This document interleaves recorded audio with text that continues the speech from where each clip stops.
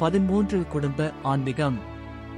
மண்ணில் தோன்றும் மனிதர்கள் அனைவரும் புனிதர்கள் ஆகஸ்ட் வேண்டும்.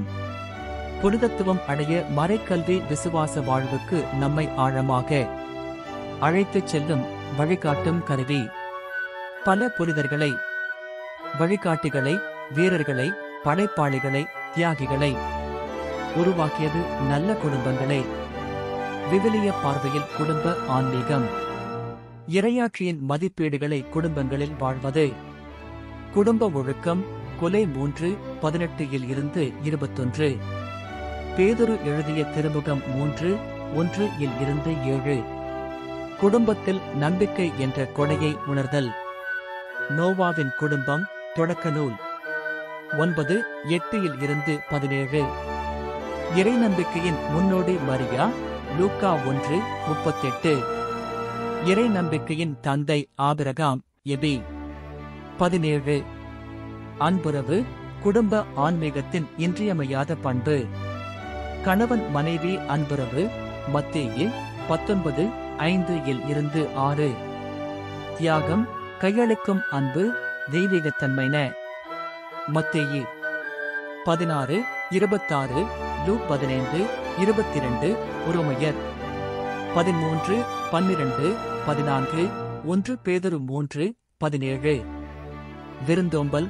மார்த்தா மரியா குடும்பம். லூக் 10:38 இருந்து 42. இறை அச்சம்.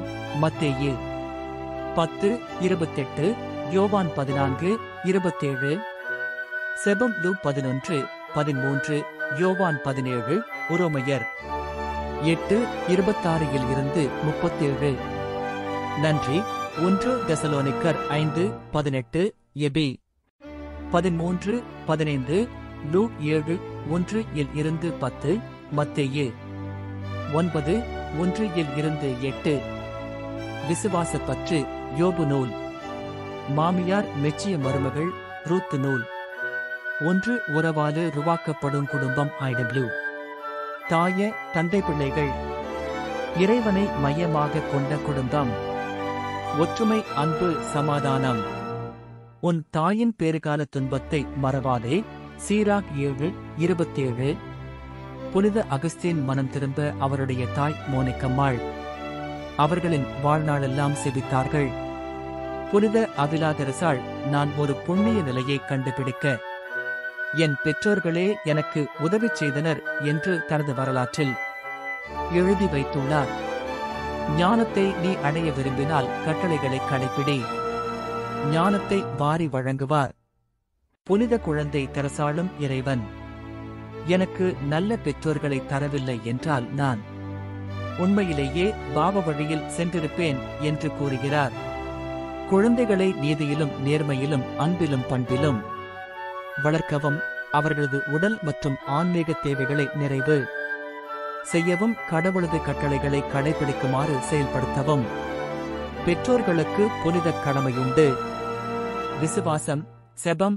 மன்னிப்பு, மரியாதை, அன்பு, கருணை, பணி, பொழுதுபோக்குகள் ஆகியவற்றின் அடிப்படையில் வளர்க்க அவர்களுக்கு முறையான மறைக்கல்வி கற்பிக்க வேண்டும். தெய்வீக திருவழிபாட்டிலிருந்தும் திவ்ய நற்கருணையிலிருந்தும் அன்பு உருவாகிறது. இதை நினைவில் நிறுத்தும் வகையில் உள்ளத்தின் ஆழத்தில் பதியும் வகையில் மறைக்கல்வி கற்பிக்க வேண்டும். குடும்ப செபம். மன்னிப்பு, விண்ணப்பங்கள், நன்றியறிதல். 2 அல்லது 3 பேர் என் பெயரின் பொருட்டு எங்கே ஒன்றாக கூடியிருக்கிறார்களோ அங்கே அவர்களிடையே நான் இருக்கிறேன் என்று கூறினார்.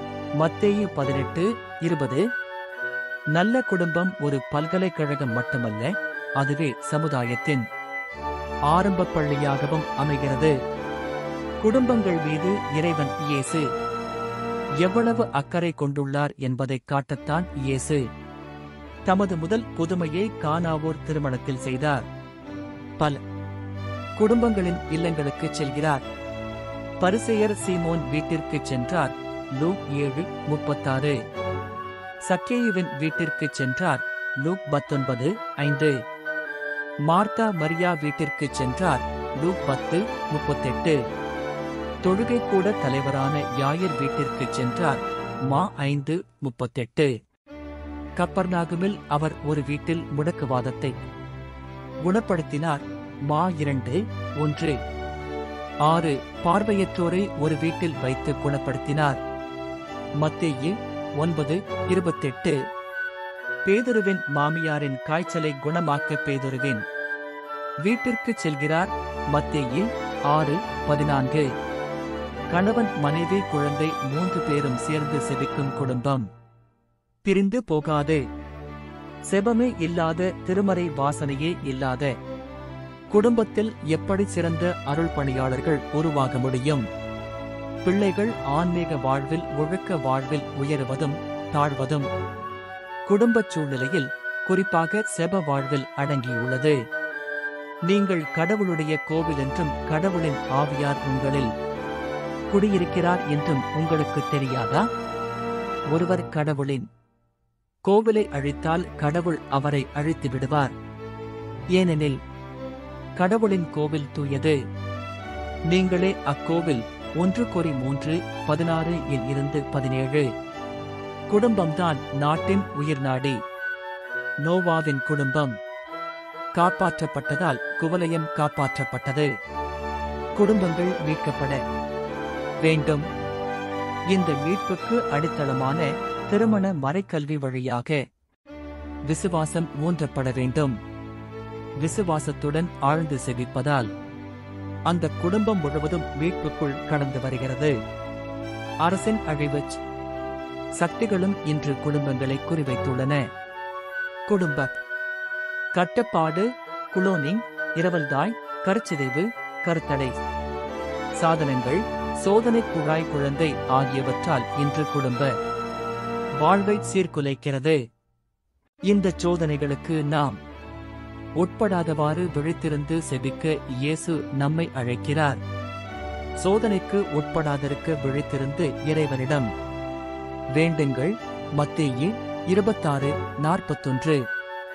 மனிதம் மலரச் செய்யும் போது புனிதம் புலரச் செய்கின்றோம். இக்காலத்தில் பல புதிய பிரச்சனைகள் தோன்றுகின்றன. மாறிவரும் சமுதாயச் சூழலால் குடும்பங்கள் பல தாக்கங்களை எதிர்கொள்கின்றன. அதனால் குடும்ப அமைப்பே இனி அழிந்துவிடுமோ என்ற ஐயம் எழுந்துள்ளது.